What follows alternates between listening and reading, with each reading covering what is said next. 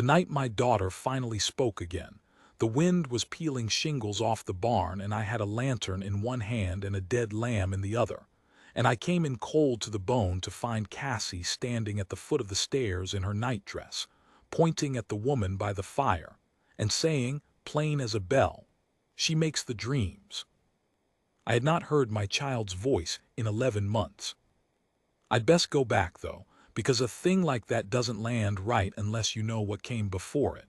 And what came before it was a quiet so deep it had its own weight, like snow on a roof you keep waiting to hear come down. My name is Eli Garrick. I ran cattle on Cold Creek, up above the depot town of Tamarack Bend, in a high valley the railroad never bothered to find. My grandfather broke that land and my father died on it, and I figured I'd do the same, and for a long while that suited me fine. I had Margaret, and I had the 2 little ones, and I had more work than daylight, and a man with all that has no business asking for more. Then the fever came through the bend in the spring, and it took Margaret in 4 days. I won't dwell on it. There's no part of those 4 days I'd hand to anybody, and there's no part I've ever fully set down myself. I'll only say that she was talking to me at the start of it and gone by the end, and that the last thing she asked me was to keep the children warm, as if I might forget, as if a man could forget the only thing left in the world worth tending. We buried her on the rise behind the house, under the lone bull pine, because she'd like to sit up there of an evening. I dug the grave myself and wouldn't let the neighbor men help, and I think now that was the first hard thing I did wrong. But a man in that state isn't counting his wrongs. Cassie was 7 that spring. Bram was 5. They stood at the edge of the hole holding hands, and when the dirt went in, Cassie opened her mouth like she meant to wail, and nothing came out. Just air. And after that day, nothing came out of either of them at all. The doctor down in the bend, old Prout, came up and looked them over and listened to their chests, and tapped their knees and held a peppermint stick under Bram's nose. And at the end of it, he stood on my porch and rubbed the back of his neck, and said there was nothing wrong with their throats nor their ears. "It's grief, Eli," he said. "I've seen it a time or two. The voice goes down inside and won't come up. There's no medicine for it. They'll talk when they're ready or they won't. And if they don't—" He looked at me a long moment. "Then you'll have a quiet house," he said, "and that's a hard thing to raise children in." I paid him and watched him ride down the cut, and I went back inside to a house with no sound in it, but the clock and the fire and my own boots on the floor. You'd think I'd have softened toward them. A wiser man would have. But grief is a strange and selfish animal, and mine wanted the world to be as silent and frozen as I was. When the children wouldn't speak, some hard, ashamed part of me almost welcomed it, because their voices had been Margaret's voices, full of her, and I couldn't have borne to hear her ghost in them. So I let the quiet stand. I fed them and washed them and kept them warm the way she'd asked, and I told myself that was love, and I let the rest go to ice. The seasons turn the way they do whether you've a heart for them or not. We came through summer and into a hard early fall, and the cattle wanted moving down before the snow shut the high pasture, and I was short-handed and short-tempered, and the children trailed me through the days like 2 small silent shadows. Cassie would take Bram's hand and lead him out of my way. They'd learned to read my face the way you read weather. It shames me to write it. It was the first week of October when Della Hartley came up Cold Creek, and she came up it on foot, which should tell you something, because nobody walks that road by choice. I was mending a stretch of the home fence when I saw her, a woman in a gray traveling dress gone brown at the hem with road dust, carrying a carpetbag in one hand and a flat wooden case under the other arm, walking like her feet hurt, and she decided not to let them have a say in it. She had dark hair pinned up and coming loose, and a face that wasn't soft but wasn't hard either, the kind of face that's been through weather and chosen to keep its kindness anyway. She stopped at the gate. The children, who'd been near me in the grass, drifted in close to my legs. "Afternoon," she said. "I'm looking for the Garrick place." "You found it." "Then I'm looking for Mr. Garrick." "That's me." She set the carpetbag down and stood up straighter, like she was about to do a thing she'd rehearsed and didn't much enjoy. "Mr. Garrick, my name's Della Hartley. They told me in the Bend that you'd lost your wife, and that you were running this place alone with 2 little ones, and that you'd had 3 women come up to keep house since spring and not one of them lasted the month." "4," I said, "and none of them lasted a fortnight." "Then it sounds like you need a 5th who'll stay." I looked at her a while. I'd grown used to looking at folks until they shifted, and she didn't shift. "What makes you think you'd be any different than the 4? "Because the 4 had somewhere better to be," she said, "and I don't." It was an honest answer, and honesty was about the only currency I still set any store by, so I didn't run her off the way I'd half meant to. "Where'd you come from?" "Last from a town called Reedy, 2 days east. Before that, a good many places." She glanced down at the children, and I watched her clock the silence of them, the way they pressed in against me and stared up at her without a word, and I watched her decide not to make anything of it. "I cook plain and clean. I can mend and wash. I know a garden and a milk cow and a sickbed. I don't drink and I don't carry tailies, and I don't expect more than a roof, my meals, and fair wages when there's money for them and patience when there's not. I'll sleep wherever you've a corner. There's the Linta room off the kitchen. It was a pantry." "A pantry will do." I should have asked her more. I should have asked her what she was running from, walking up a dead-end road with a carpetbag and a wooden case to throw in with a stranger and his motherless children. But I was tired down to the marrow, and the truth is I'd have taken the devil's own grandmother right then if she'd cook a meal and free me up to get my cattle down off the mountain. So I told her $3 a month when I had it and a roof when I didn't, and she said that would do, and she picked up her bag and her case and came through the gate, and the children backed away from her and toward the house. "They don't talk," I said. I don't know why I said it like a warning. Maybe so she'd know it wasn't her doing if they ran. She paused. She looked at Cassie, then at Bram, easy and unhurried, the way you'd look at 2 deer you didn't want to startle. "That's all right," she said. "I've got enough talk for the 3 of us and then some." She moved into the pantry room that evening, and the first thing she did before she so much as made up a bed for herself was open that flat wooden case on the kitchen table. I'd taken it for a sample case, the kind a drummer carries. It wasn't. Inside, folded careful, was a heap of cloth, squares and strips and triangles of every color, calicos and wools and a velvet here and there, worn soft, some of them no bigger than a playing card. And under the cloth, wrapped in a clean flour sack, were a pair of long wooden needles and a small folding frame and a ball of waxed thread. Bram had crept up to the table's edge without my noticing. The boy could move like smoke, and he was up on his toes looking into that case like it was full of gold, which to a 5-year-old it about was. Della saw him. She didn't grab for him or coo at him or do any of the things that had sent the others scampering. She just picked up a square of red calico stitched all over with little white flowers and held it out, flat on her palm, and waited. Bram looked at it, he looked at her, he didn't take it. She set it down on the table where he could reach it, and she went on unpacking, talking low the whole time, not to him exactly, just out loud into the room. "That one came off a dress a woman wore to a dance in a town that's not there anymore," she said. "And this blue one was a man's good Sunday shirt, and this gray was somebody's soldier coat once, I expect, before it was anything else. They've all been something. That's the thing about cloth. It remembers." When I looked up from banking the fire, Bram had the red square clutched in his fist, holding it against his chest, and he didn't put it down all evening, and he took it to bed with him. And I stood in the dark hall afterward, and felt something I didn't have a name for and didn't want one. That was the start of it. Looking back, I can see it was the start of all of it. But at the time it was just a woman and a scrap of cloth, and a man too frozen to know a thaw when it walked up his own road on a pair of aching feet. The cattle came down off the high pasture over the next 2 weeks, and I was gone most of those days from before light to after dark, and I came home each night to a house that had begun, without my leave, to change. It was small things first. The smell of bread, which I hadn't let myself miss. A lamp lit in the window when I rode in. The children's faces washed and their hair combed and their clothes mended at the elbows where I'd let them go through.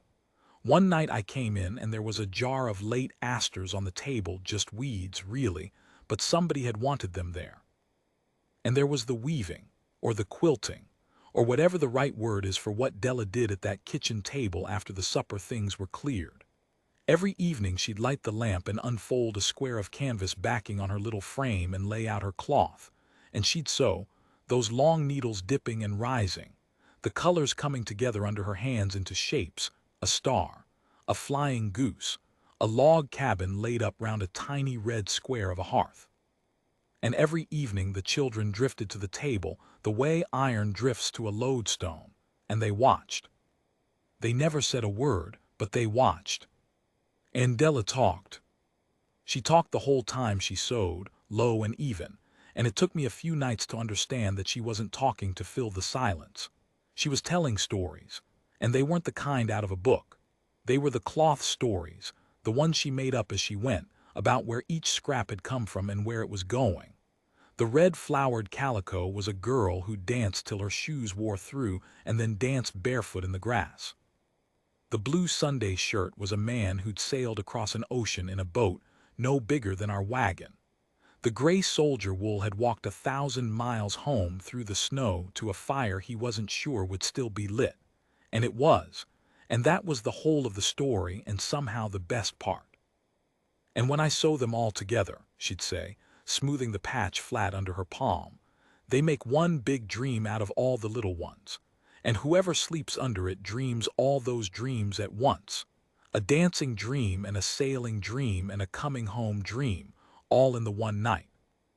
Bram would have his fist in the cloth case. Cassie would stand a little back, arms crossed, too old at 8 now to be caught believing in such a thing, and yet there every night and never once leaving early. I stood in the dark of the hall and listened, more nights than I'd admit. I told myself I was checking that the woman was sound, that she wasn't filling my children's heads with foolishness. That was a lie.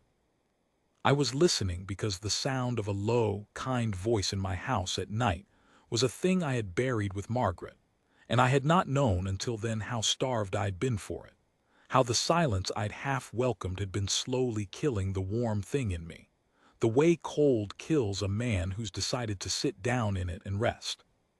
One night Della looked up from her sewing right at the dark hall where I stood, and I knew she'd known I was there all along, maybe for nights. She didn't call me out. She just said into the room to nobody, "There's coffee still hot if a body wanted it," and went back to her needle. I didn't go in. I was too much of a coward and too proud, and grief had made me both. But I went to bed that night and lay a long while in the dark, and for the first time since the spring I let myself remember Margaret without flinching from it, remembered her laughing, not dying, and I found I could bear it, just barely, the way you can bear to put weight on a hurt foot if you go slow. The first quilt she finished, she gave to Bram. She didn't make a ceremony of it. She just laid it over his bed one evening while he was at his supper, and when he climbed up that night and found it, he went still all over, running his hands across the patches, and there, worked into the center, was a red square of the flowered calico he'd carried in his fist for a month. His scrap. She'd built the whole dream around the piece he loved. He looked at her, his chin trembled, and he opened his mouth. Nothing came out, same as the grave, just air. But he climbed down off that bed and he crossed the room and he put his arms around Della's waist and pressed his face into her apron, and she set her hand on his hair light as a leaf, and she said, I know, you don't have to say it. I heard you fine." I was in the doorway. I'd come up to send them to bed, and I saw my son hold onto a near stranger like he was drowning and she the only solid thing in the water, and I felt a hot, ugly twist of jealousy go through me, that it was her and not me, and right behind it, like the second half of the same breath, a flood of plain gratitude so strong it near put me on my knees, because somebody was reaching my boy in a place I'd locked myself out of. That night I went into the kitchen. The coffee was hot.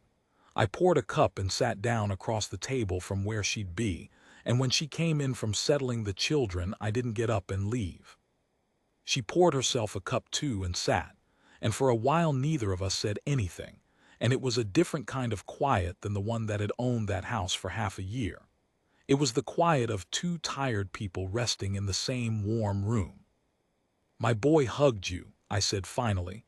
"It came out rougher than I meant." "He did." "He's never—" I stopped. "He won't let me near him hardly, either of them. They mind me, they don't come to me." Della turned her cup slow on the table. "Children go to where it's safe to fall apart," she said. "You've been holding this whole place up with your two hands since the spring, Mr. Garrick. You don't look like a man it's safe to fall apart in front of. You look like a man who'd break if one more thing leaned on him." She said it kind, not cutting. "They're not turning from you. They're trying to spare you. That's a child's love. When it doesn't know what else to do, it makes itself small so it won't be a weight." I'll tell you the truth.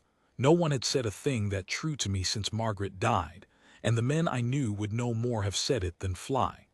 I looked at this woman who'd walked up my road a month before out of nowhere, and I said, "How is it you know all that?" And the kindness in her face didn't go anywhere, but something behind it shut a door gentle, and she said, "Because I made every one of those mistakes myself once. With my own." And she got up and rinsed her cup and said good night, and left me sitting there understanding that there was a whole life behind her I'd never asked after, and a grief in her to match my own, and that she'd been carrying it up and down those many places she'd come from light, so it wouldn't be a weight on anybody. I didn't sleep much that night, but it wasn't grief keeping me up. It was something with its face turned the other way, toward morning. Cassie was the harder one, and I understood it, because she was the most like me. She'd taken her mother's death the way I'd taken it, by going hard and quiet and useful. At 8 years old she'd appointed herself Bram's keeper, and she did it the way a much older person would, watching his plate, watching his feet near the fire, watching me to know what kind of evening it would be. She held herself apart from Della longer than the boy did. She'd watch the weaving from the doorway with her arms crossed. She'd take the bread Della baked and eat it without a look. She was guarding something, and it took me a while to see it was Margaret she was guarding, the place her mother had held, and that to warm up to Della felt to her like treason. Della never pushed her. That was the thing I came to marvel at. With Bram she'd been patient. With Cassie she was patient, and something more, she was respectful, the way you'd be with a grown woman, not a child. She didn't try to win her. She just kept the door open and let Cassie decide in her own time whether to walk through it. What finally cracked it was a thimble. Della had a brass thimble, dented and worn near through, that she kept in the cloth case, and one evening it went missing. She didn't accuse anybody. She just looked for it and couldn't find it, and the next night she went on with her sewing using her bare finger, pushing the needle through and pricking herself, and I saw a bright bead of blood come up on her fingertip and saw her wipe it on her apron and keep on, not making a thing of it. Cassie watched that from the doorway. She watched her prick herself again. And the third night, when Della sat down to her frame, there was the thimble, sitting square in the middle of the canvas where she couldn't miss it, polished till the brass shone, the dent worked half out of it where somebody had spent real labor with a smooth stone. Della picked it up. She looked at it a long moment. Then she looked toward the doorway where Cassie stood, arms crossed, jaw set, daring the world to make anything of it. "Now that," Della said soft, "is a kindness I won't forget, thank you." She didn't ask had Cassie taken it, didn't scold the taking nor make a fuss of the giving back. She just took the gift for what it was, and Cassie's crossed arms came loose, a little, and that was the first ground she gave. After that, Cassie came in from the doorway. She'd sit at the far end of the table, near but not too near, and some nights Della would set a needle and a scrap in front of her without a word, and some nights Cassie would sew a few crooked stitches and some nights she wouldn't, and either way Della let it lie. And the stories went on, the cloth stories, the dancing dream and the sailing dream and the long walk home through the snow. The snow came for real in the middle of November, early and hard, the way it does in that high country. It shut the road to the bend for the most part and turned the ranch into its own small world. The house and the barn and the white between them and the bull pine on the rise standing black against the gray. And it was somewhere in those first snowed-in weeks that I stopped pretending, even to myself, what was happening to me. I'd watch Della at the stove with the light on her face and feel a thing I'd told myself I was done feeling. I'd come in from the cold, and the warmth would be partly the fire and partly her being in the room. I caught myself saving up small things through the day to tell her at supper: a hawk I'd seen, a calf born late and living, a thing my father used to say, the way you save up things for somebody you want to talk to. I was 40 years old, and I'd thought my heart was buried on the rise under the pine. And here it was beating again behind my ribs, awkward and sore and alive, like a limb you'd slept on come back to feeling. I fought it. Lord, I fought it. It felt like a betrayal of Margaret, and it felt like a foolishness besides. What would a woman like that want with a hard, gray, grief-soured rancher and his 2 silent children, when she could walk back down that road come spring and find 100 better places to be? So I went harder and quieter for a stretch, and Della felt it, I know, because she'd glance at me sometimes with a question in her face she was too proud or too kind to ask. What broke me open in the end was the night the lamb died. It was deep in December, and the worst storm of the winter came down on us in the dark, the wind howling round the eaves like something with a grievance. A late ewe had dropped a lamb that afternoon out in the cold, and I'd brought the both of them into the barn, but the lamb was weak and the cold had got into it, and along about midnight I took a lantern out to see to it. It was already gone when I got there, just lay still in the straw that small. I don't know why it hit me the way it did. I'd lost lambs before by the score, it's the way of ranching. But I stood there in the freezing barn with that little dead thing and the wind screaming, and all of it came up in me at once: Margaret, and the children's silence, and the long frozen year, and the fool I was making of myself over a woman who'd leave, and I came apart, out there in the dark where nobody could see, the way I hadn't let myself come apart at the graveside or any day since. I cried like a child, holding a dead lamb, a grown man, and I let it run because there was no one to spare it from.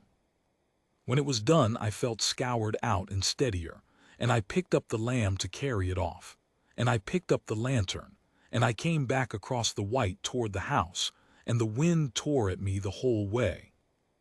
And I came in cold to the bone, with the lantern in one hand and the dead lamb in the other, and there was Cassie at the foot of the stairs in her nightdress, must have woken from the storm, and there was Della come down to see to her, kneeling by her with an arm around her, and the fire low and gold, and Cassie lifted her hand and pointed at Della, and she said, plain as a bell, the first words my daughter had spoken in 11 months. She makes the dreams. I stood there in the open door with the snow blowing in past me, and I could not move nor speak. Cassie looked at me, and there was no treason in her face any more, no guarding, just a child telling her father a true thing. She makes the dreams, Pa, she said again, softer, like she was afraid I hadn't heard or afraid I'd be angry. When I sleep under the quilt I see Mama. I see her happy. Della says it's because Mama's stories are in the cloth. Her chin went the way Bram's had. I didn't want to like her, I'm sorry. I didn't want to forget Mama. I set down the lantern, and I set down the poor lamb on the cold boards by the door, and I crossed that room, and I went down on my knees on the floor in front of my daughter, in front of both of them, and I took Cassie in my arms, and she let me, she came to me. She fell apart in my arms at last the way a child ought to be able to fall apart in her father, and I held her and I said, "You don't forget her by living, sweetheart. You don't forget her by being happy. That's not how it works. I've been doing it wrong all year. I've been so afraid of forgetting her that I quit living, and I dragged you 2 down into the cold with me, and I'm sorry. I'm so sorry." Bram had come down the stairs by then, dragging his quilt, the red square in the center of it, and he climbed into the heap of us on the floor, and the 4 of us were tangled there in the firelight with the storm beating on the house, And over my daughter's shoulder I looked at Della. She was crying, quiet, the way she did everything, keeping it small so it wouldn't be a weight.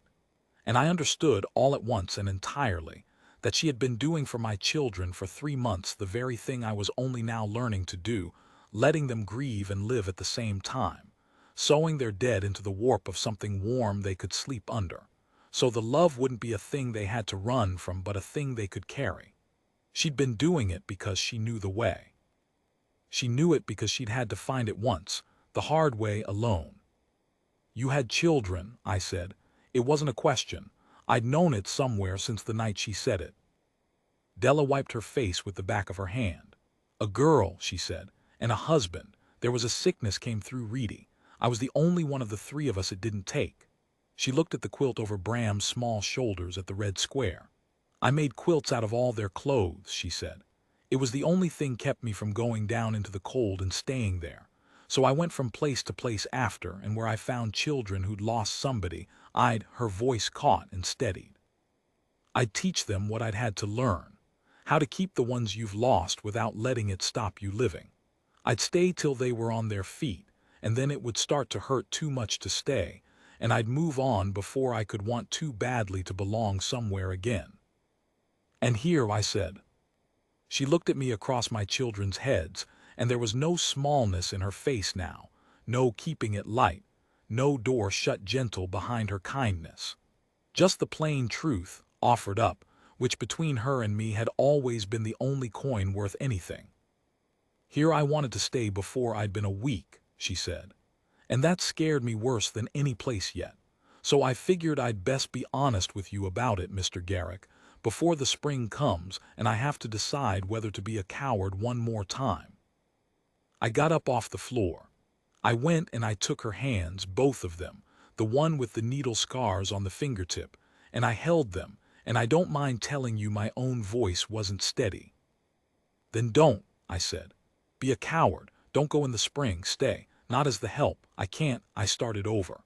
I quit living when Margaret died and you walked up that road and lit the lamps in this house one by one without ever once asking me to thank you for it. You taught my children to dream again. You taught me, near as I can tell, to do the same. I'm a hard man and a gray one, and I come with 2 children and a heap of grief and a dead-end road. But there's a home here and you made the most of it, and it's yours to share if you'll have it. Marry me, not to keep house, because and there I ran clean out of practiced words because I'd practiced none, and so I said the plain one. Because I love you, Della.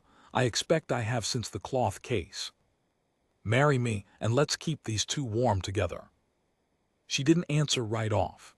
She looked down at our joined hands, and then at the children, at Cassie, who'd gone quiet again but a different quiet, watching us with her whole heart in her face, at Bram, who had his fist in the quilt and his eyes round as the moon. It was Cassie who answered, in the end. My daughter, who'd been silent 11 months and had spent 3 of her words already that night and apparently had decided to spend the rest of them too. Say yes, Cassie said. Della, please say yes and you can be. She stopped. The word was a big one and she went carefully up to it, the way you'd go up to a horse you weren't sure of. You can be our mama if you want. Mama said be happy. She did, Pa, she said it the spring she got sick. She told me be happy, Cassie, whatever comes. So it's all right, it's allowed. And then fierce to Della, the held-back grief and the held-back hope all coming out together. Don't go in the spring. Please don't go down the cold road. Stay and make the dreams. And Bram, who had not made a single sound in all that time, who I'd half feared never would, Bram opened his mouth, and out of it, cracked and rusty and the sweetest noise I have heard before or since, came one word. Stay, my son said. Della Hartley put her face in her hands, the both of them, the scarred one and the whole one, and she wept like the ice going out of a river in the spring, all at once and all the way through. And then she gathered all 3 of us into her arms at the same time, the way only a certain kind of woman can, and she said into our hair, into the warm fire-lit middle of us, yes, yes, I'll stay and make the dreams. I'm done with the cold road. This is where I belong, and you're the ones I belong to, and I am never, ever going anywhere again. We married in the spring. when the road to the bend opened, by the same circuit preacher who'd buried Margaret, and there was nothing fancy about it. Della wore the gray traveling dress she'd walked up the road in, brushed clean, with a sprig of the first wild asters pinned to it that Bram picked himself. And that was the whole of her finery, and I never saw a bride looked better. It was Della's idea to climb the rise after the four of us to the bull pine and the grave. I'd have thought to keep her away from it, out of some notion of sparing her, but she knew better, the way she always knew better. We stood up there in the wind with the whole green valley spread below us, and Della knelt down by Margaret's stone and laid her hand on it, flat, the way she'd held out that first square of red calico to my boy. "I'll keep them warm," she told the stone. Margaret's own last words, though Della couldn't have known that, and I never told her, and to this day I believe somehow she did know, the way she knew everything.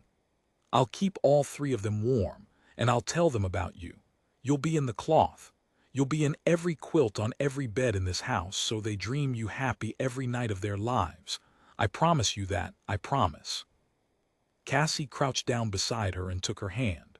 Bram leaned into her other side, and I stood over the three of them with my hat in my hands, on the rise where I'd done the first hard thing wrong, and I'll tell you, I have stood in a good many places in a long life, and I have never stood anywhere I felt more like a man who had been given back, whole, a thing he was certain he had lost for good. The children talked after that. Lord, did they talk, made up for the lost year and then some, the both of them, till some evenings I'd have given $1 for 10 minutes of the old quiet, and I never meant it, not for a second. The house that had been silent enough to hear the clock breathe got loud and warm and full, the way a house ought to be, the way Margaret would have wanted it, the way I'd been too frozen to make it myself. Della went on with her quilts. She made one for every bed like she'd promised, and worked into each of them a piece of cloth that had been Margaret's, a bit of her wedding dress, a scrap of an apron, a length of the blue ribbon she'd liked, so that we all slept under her, in a manner of speaking, every one of us, the woman who'd gone and the woman who'd stayed sewn together into the same warm thing. And we dreamed. We dreamed the dancing dream and the sailing dream and the long walk home through the snow, and the home was always still lit when the walker got there. And it always will be, as long as I'm above the ground to keep the lamp in the window. I'm an old man now, writing this by that same window. The children are grown and gone to homes of their own, with children of their own that they bring up that road every summer, and the road's not a dead end anymore. Somewhere along the years it got to be the road home. Della's hair went gray right along with mine, and her hands got slower at the needle, but she never once set it down, not till the end, and she made dreams for every grandchild that ever slept under this roof. I lost her 2 winters past, and I'll not pretend that didn't take the bottom out of the world for a while. But she'd taught me the thing she taught the children all those years ago, taught it to me so deep I couldn't unlearn it if I tried. That you keep the ones you've lost by living, not by freezing. That grief and love are the same cloth, and you can sleep warm under both at once if somebody's shown you how to sew them together. So I dream her happy every night, the woman who walked up my dead-end road on a pair of aching feet and lit my lamps one by one. I keep her in the cloth. And on the hard nights, when the wind comes round the eaves with its old grievance, I take down the quilt with the red square at the heart of it, Bram's quilt, the first one, that he gave back to me when he left, saying a grown man with children of his own had no more need of dreams than I did, which we both knew was a lie and a kindness and the truth all at once, and I pull it up over these old shoulders and I sleep. And I dream the coming home dream, the long walk through the snow, the fire that's still lit, it always is. She always made sure of it, she always will.